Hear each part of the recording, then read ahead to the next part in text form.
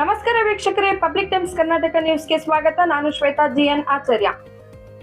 ವೀಕ್ಷಕರೇ, ದಿನಾಂಕ 4/3/2026 ಶಿವಮೊಗ್ಗದ ಪ್ರವಾಸಿ ಮಂದಿರದಲ್ಲಿ ಮಾಹಿತಿ ಹಕ್ಕಿನ ಬಗ್ಗೆ ಕುರಿತು ಒಂದಿಷ್ಟು ಸಭೆಯನ್ನು ಕರೆಯಲಾಗಿತ್ತು.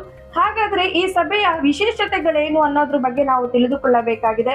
ಯಾಕಂತ ಹೇಳಿದ್ರೆ ಮಾಹಿತಿ ಹಕ್ಕು ಅಂತಕ್ಕಂಥದ್ದು ಇವತ್ತು ಪ್ರತಿಯೊಬ್ಬ ವ್ಯಕ್ತಿಗೂ ಒಂದು ಮಾಹಿತಿಗಳ ಬಗ್ಗೆ ಕಲೆ ಹಾಕ್ಲಿಕ್ಕೆ ಬೇಕಾಗುವಂಥದ್ದು.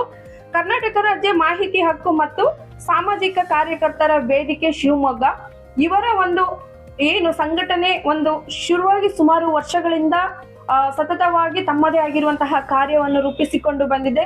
ವರ್ಷದಿಂದ ವರ್ಷಕ್ಕೆ ಕಾಲಾವಧಿ ಅಂತ ಹೇಳಿದ್ರೆ ಅಧ್ಯಕ್ಷರು, ಕಾರ್ಯಾಧ್ಯಕ್ಷರು ಹಾಗೆ ಉಪಾಧ್ಯಕ್ಷರುಗಳ ಒಂದು ನೇಮಕಾತಿ ಆಗಿರ್ಬೋದು, ಅದಕ್ಕೆ ಸಂಬಂಧಪಟ್ಟಂತೆ ಒಂದು ವೇದಿಕೆಯನ್ನ ಸೃಷ್ಟಿ ಮಾಡಿ ಆ ವೇದಿಕೆ ಒಳಗೆ ಅವರನ್ನು ಕೂರಿಸಿ ಸಂಘಟನಾತ್ಮಕವಾಗಿ ಒಂದು ಕೆಲಸ ಮಾಡುವಂತೆ, ಸಂಘದ ಎಲ್ಲರೂ ಕೂಡ ಸಕ್ರಿಯವಾಗಿ ಭಾಗವಹಿಸುವಂತೆ ಒಂದು ವೇದಿಕೆಯನ್ನು ರಚಿಸಲಾಗಿದೆ. ಹಾಗಾದ್ರೆ ಈ ಒಂದು ಸಂಘಟನಾತ್ಮಕ ವೇದಿಕೆ ಅಂದರೆ ಮಾಹಿತಿ ಹಕ್ಕು ಏನಿದೆ ಅನ್ನೋದ್ರ ಬಗ್ಗೆ ನಾವು ವಿಶೇಷವಾಗಿರುವಂತಹ ಮಾಹಿತಿಯನ್ನ ನಾವು ತಿಳ್ಕೊಳ್ಳೇಬೇಕಾಗಿದೆ. ಯಾಕಂತ ಹೇಳಿದ್ರೆ ಇವತ್ತು ಎಲ್ಲರೂ ಒಂದು ಸರ್ಕಾರಿ ಕಚೇರಿಗೆ ಹೋದಾಗ ನಮಗೆ ಕೆಲವೊಂದಿಷ್ಟು ಮಾಹಿತಿಗಳ ಬಗ್ಗೆ ಮಾತನಾಡುವುದಕ್ಕೆ ಅವಕಾಶ ಬೇಕಾಗಿರುತ್ತೆ. ಅಂದ್ರೆ ಆ ಅವಕಾಶಕ್ಕಾಗಿ ನಾವು ಕಾಯಬೇಕು ಅಂತ ಹೇಳಿದ್ರೆ ಅಂತ ಒಂದು ಸಮಯ ನಮಗೆ ಸಿಗೋದಿಲ್ಲ. ಹಾಗಾಗಿ ಅದಕ್ಕಿಂತ ಮೊದಲು ಸಂಬಂಧಪಟ್ಟ ಇಲಾಖೆ ಒಂದು ಮಾಹಿತಿಯನ್ನ ತಿಳಿದುಕೊಳ್ಳಬೇಕು ಅಂತ ಹೇಳಿದ್ರೆ ಮಾಹಿತಿ ಹಕ್ಕು ಏನು ಅದರ ಬಗ್ಗೆ ಮಾಹಿತಿಯನ್ನ ಕೊಡ್ತಾರೆ.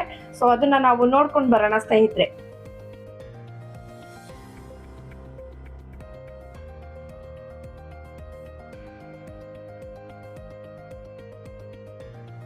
ಎಲ್ಲರಿಗೂ ನಮಸ್ಕಾರ. ನನ್ನ ಹೆಸರು ಲಕ್ಷ್ಮಿ ಅಂತೇಳಿ. ಇವತ್ತು ನಾವು ರಾಜ್ಯ ಮಾಹಿತಿ ಹಕ್ಕು ಮತ್ತು ಸಾಮಾಜಿಕ ಕಾರ್ಯಕರ್ತರ ವೇದಿಕೆಯ ವತಿಯಿಂದ ನನ್ನನ್ನು ಶಿವಮೊಗ್ಗ ಜಿಲ್ಲಾ ಸಂಘಟನಾ ಕಾರ್ಯದರ್ಶಿಯಾಗಿ ಆಯ್ಕೆ ಮಾಡಿದ್ದಾರೆ. ಇವತ್ತು ನಮಗೆಲ್ಲರಿಗೂ ತುಂಬ ಸಂತೋಷದ ವಿಚಾರ. ಏಕೆ ಅಂದರೆ ನಾವು ಯಾವುದೇ ಒಂದು ಆಫೀಸುಗಳಿಗೆ ಭೇಟಿ ಕೊಟ್ಟಾಗ ನಮ್ಮ ಕೆಲಸಗಳು ಆಗೋದು ತುಂಬ ಕಷ್ಟ ಇದೆ. ಅದಕ್ಕೆ ನಾವು ಏನಾದರೂ ಒಂದು ಧ್ವನಿ ಎತ್ತಬೇಕಾದ್ರೆ ಒಬ್ಬರಿಂದ ಆಗಲ್ಲ, ಅದು ಸಂಘಟನೆಯಿಂದ ಮಾತ್ರ ಸಾಧ್ಯ. ಮತ್ತು ನನ್ನನ್ನು ಜಿಲ್ಲಾ ಸಂಘಟನೆಗೆ ಆಯ್ಕೆ ಮಾಡೋದಕ್ಕೆ ತಮ್ಮೆಲ್ಲರಿಗೂ ಧನ್ಯವಾದಗಳನ್ನು ತಿಳಿಸುತ್ತೇನೆ. ಈ ದಿನ ರಾಜ್ಯ ಮಾಹಿತಿ ಹಕ್ಕು ಮತ್ತು ಸಾಮಾಜಿಕ ಕಾರ್ಯಕರ್ತರ ವೇದಿಕೆಯ ಶಿವಮೊಗ್ಗ ಜಿಲ್ಲಾ ಘಟಕ ವತಿಯಿಂದ ಕಮಿಟಿಯನ್ನು ರಚನೆ ಮಾಡಿದ್ವಿ. ಈ ಕಮಿಟಿಯಲ್ಲಿ ನಾನು ಜಿಲ್ಲಾ ಸಮಿತಿಯಲ್ಲಿ ಮಾಧ್ಯಮ ಸಲಹೆಗಾರಾಗಿ ಆಯ್ಕೆಯಾಗಿದ್ದೀನಿ. ಇಲ್ಲಿ ರಾಜ್ಯ ಮಾಹಿತಿ ಹಕ್ಕು ಅನ್ನೋ ಒಂದು ಸಂಘಟನೆ ಏನಿದೆ, ಭ್ರಷ್ಟಾಚಾರ ರಹಿತವಾದಂಥ ಒಂದು ಆಡಳಿತವನ್ನು ನಾವು ಸಮಾಜಕ್ಕೆ ಕೊಡಬೇಕು ಮತ್ತು ಸಮಾಜಕ್ಕೆ ಒಳ್ಳೆಯ ಒಂದು ಸ್ವಾಸ್ಥ್ಯವಾದಂಥ ಒಂದು ಆರೋಗ್ಯಯುತವಾದಂಥ ಒಂದು ವಾತಾವರಣವನ್ನು ನಿರ್ಮಾಣ ಮಾಡಬೇಕು ಅನ್ನೋದು ನಮ್ಮ ಸಂಘಟನೆಯ ಉದ್ದೇಶ. ಬಹುಶಃ ಎಲ್ಲರೂ ಇವತ್ತು ನೋಡಿರ್ಬೋದು, ದೇಶ ಆಗಿರ್ಬೋದು ಅಥವಾ ರಾಜ್ಯ ಆಗಿರ್ಬೋದು ಭ್ರಷ್ಟಾಚಾರದಿಂದ ತುಂಬಿ ತುಳುಕ್ತಾ ಇದೆ. ಒಂದು ಸಾಮಾಜಿಕ ಒಂದು ಪಿಡುಗಾಗಿ ಇವತ್ತು ಭ್ರಷ್ಟಾಚಾರ ಇದೆ.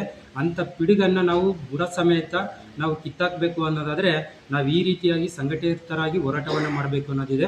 ಹಾಗಾಗಿ ನಾವು ರಾಜ್ಯ ಮಾಹಿತಿ ಹಕ್ಕನ್ನು ಒಂದು ಸಂಘಟನೆ ಅಡಿಯಲ್ಲಿ ನಾವೇನು ಕೇಂದ್ರ ಸರ್ಕಾರ ಮತ್ತು ರಾಜ್ಯ ಸರ್ಕಾರದ ಒಂದು ಕಾಯ್ದೆ ಅಂತ ಏನಿದೆ, ಆ ಮಾಹಿತಿ ಹಕ್ಕು ಕಾಯ್ದೆಯನ್ನು ಯಶಸ್ವಿಯಾಗಿ ಅದನ್ನು ಬಲಗೊಳಿಸಬೇಕು ಅನ್ನೋದಿದೆ.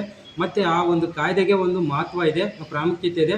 ಅದಕ್ಕೆ ಎಲ್ಲ ರೀತಿಯಲ್ಲಿ ಗೌರವ ಸಿಗಬೇಕು ಮತ್ತು ಅದರ ಮೂಲಕ ನಾವೇನು ಇವತ್ತು ಭ್ರಷ್ಟಾಚಾರ ಅಥವಾ ಒಂದು ದುರಾಡಳಿತ ಅಥವಾ ದೌರ್ಜನ್ಯಗಳಿದ್ದಾವೆ ಅವೆಲ್ಲವನ್ನು ಕೂಡ ಕಡಿವಾಣ ಹಾಕಬೇಕು ಅನ್ನೋದಕ್ಕೆ ನಾವು ಈ ಸಂಘಟನೆಯನ್ನು ಸೇರಿಕೊಂಡು ಆ ಮೂಲಕ ನಾವು ಒಂದು ಹೋರಾಟವನ್ನು ಮಾಡ್ತಾ ಇದ್ದೀವಿ. ಹಾಗಾಗಿ ತಾತ್ಕಾಲಿಕವಾಗಿ ನಾವು ಒಂದು ಕಮಿಟಿಯನ್ನು ರಚನೆ ಮಾಡ್ಕೊಂಡಿದ್ವಿ. ಇನ್ನು ಮುಂದೆ ಶಿವಮೊಗ್ಗ ಜಿಲ್ಲೆಯಲ್ಲಿ ನಮ್ಮ ಒಂದು ಪ್ರಾಮಾಣಿಕ ಪ್ರಯತ್ನದ ಮೂಲಕ ಒಂದು ಭ್ರಷ್ಟಾಚಾರವನ್ನು ನಿರ್ಮೂಲನೆ ಮಾಡಲಿಕ್ಕೆ ನಾವು ಒಂದು ಪಣವನ್ನು ತೊಡ್ತಾ ಇದ್ದೀವಿ ಜಿಲ್ಲಾ ಸಮಿತಿಯ ಮೂಲಕ. Thank you. ಈ ಕಾರ್ಯಕ್ರಮಕ್ಕೆ ಸಂಘದ ಗೌರವಾಧ್ಯಕ್ಷರಾದ ಈಶ್ವರ್ ಶೆಟ್ಟಿಗಾರ್, ಶಿವಮೊಗ್ಗ ಜಿಲ್ಲಾ ಅಧ್ಯಕ್ಷರಾದ ಮೂರ್ತಿ ಸಿ, ಜಿಲ್ಲಾ ಉಪಾಧ್ಯಕ್ಷರಾದ ಮೋಹನ್, ಪ್ರಧಾನ ಕಾರ್ಯದರ್ಶಿ ಭಾಗ್ಯ ಪಿ ಗೌಡ, ಕಾನೂನು ಸಲಹೆಗಾರ ನಾಗರಾಜ್ ಬಿಟಿ, ಧಾರ್ಮಿಕ ದತ್ತಿ ಇಲಾಖೆಯ ಸದಸ್ಯರಾದ ಶ್ರೀಮತಿ ವರಲಕ್ಷ್ಮಿ ಪ್ರಕಾಶ್, ಸಂಘಟನಾ ಕಾರ್ಯದರ್ಶಿ, ಸಂಘದ ಸದಸ್ಯರು ಹಾಗೂ ಮಾಧ್ಯಮ ಸಲಹೆಗಾರರಾಗಿ ರಮೇಶ್ ನಾಯಕ್ ಮತ್ತು ಸಂಚಾಲಕರಾದ ಶ್ವೇತಾ ಆಚಾರ್ಯ ಅಧಿಕಾರವನ್ನು ಸ್ವೀಕರಿಸಿದರು. ತಾಲೂಕಿನ ವಿವಿಧ ಘಟಕಗಳ ಪ್ರಮುಖರು ಹಾಗೂ ಕಾರ್ಯಕರ್ತರು ಕಾರ್ಯಕ್ರಮದಲ್ಲಿ ಭಾಗವಹಿಸಿ ಸಂಘಟನೆಯ ಭವಿಷ್ಯ ದಿಸೆಯ ಕುರಿತು ಚರ್ಚಿಸಿದರು.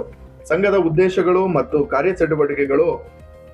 ಈ ವೇದಿಕೆಯ ಪ್ರಮುಖ ಉದ್ದೇಶಗಳು: ಮಾಹಿತಿ ಹಕ್ಕು ಬಗ್ಗೆ ಸಾರ್ವಜನಿಕರಿಗೆ ಜಾಗೃತಿ ಮೂಡಿಸುವುದು, ಸಾಮಾಜಿಕ ನ್ಯಾಯ ಮತ್ತು ಪಾರದರ್ಶಕ ಆಡಳಿತಕ್ಕೆ ಬೆಂಬಲ ನೀಡುವುದು, ಭ್ರಷ್ಟಾಚಾರ ವಿರುದ್ಧ ಹೋರಾಟ ಮತ್ತು ಕಾನೂನು ಸಹಾಯ ಒದಗಿಸುವುದು, ಗ್ರಾಮೀಣ ಮತ್ತು ನಗರ ಪ್ರದೇಶಗಳಲ್ಲಿ ಜನಸಾಮಾನ್ಯರ ಸಮಸ್ಯೆಗಳಿಗೆ ಪರಿಹಾರ ಕಂಡುಹಿಡಿಯುವುದು, ಯುವಕರನ್ನು ಸಾಮಾಜಿಕ ಸೇವೆಯಲ್ಲಿ ತೊಡಗಿಸಿಕೊಳ್ಳಲು ಪ್ರೇರೇಪಿಸುವುದು, ಸಂಘವು ಜಿಲ್ಲಾ ಮಟ್ಟದಿಂದ ತಾಲೂಕು ಮಟ್ಟದವರೆಗೆ ಸಂಘಟನೆ ಬಲಪಡಿಸುವ ಯೋಜನೆ ರೂಪಿಸಿಕೊಂಡಿದ್ದು, ಶೀಘ್ರದಲ್ಲೇ ವಿವಿಧ ಜಾಗೃತಿ ಶಿಬಿರಗಳು, ಕಾನೂನು ಮಾರ್ಗದರ್ಶನ ಕಾರ್ಯಾಗಾರಗಳು ಹಾಗೂ ಸಾಮಾಜಿಕ ಅಭಿಯಾನಗಳನ್ನು ಹಮ್ಮಿಕೊಳ್ಳಲಿದೆ.